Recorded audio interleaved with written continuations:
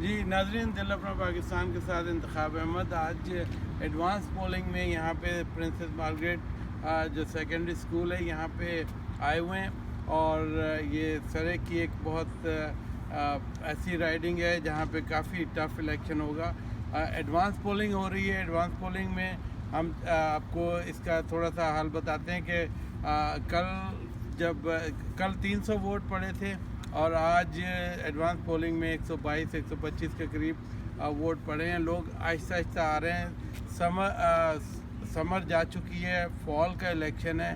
فال کے الیکشن میں لوگوں کی گہما گہمی ہمیں ایسے نظر آ رہی ہے کہ لوگ ریلیز میں جا رہے ہیں، کبھی جسٹن ٹروڈو کی ریلی میں، کبھی جگمیت سنگھ کی ریلی میں، اور کبھی اینڈریو شیئر کی ریلی میں لوگ جا رہے ہیں. تو لوگوں کو ایک بہت زیادہ خاص طور پہ جو دیسی لوگ ہیں یا جنہیں کہنا چاہیے کہ ایتھنک کمیونٹیز ہیں، انہیں ووٹ کا ڈالنے کا پچھلی دفعہ جیسے مسلمانوں نے 80% ووٹ دیے تھے، اس دفعہ میں انکریج کروں گا کہ ہماری کمیونٹی جو ہے وہ زیادہ سے زیادہ ووٹ دے اور نکلیں، اور اسی میں ہمارا بہتر مستقبل ہے.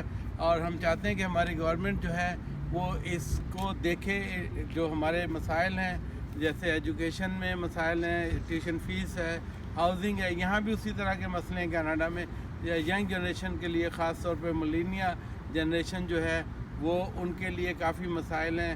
وہ اپنا گھر لینے کے لیے لوور مین لینڈ میں انہیں کافی وہ ڈاؤن پیمنٹ دینا پڑے گی، اور $37,000 پہ جو انہوں نے اسٹوڈنٹ لون کی ایگزیمپشن کی ہے کہ they don't have to pay back their loan if they are earning $37,000.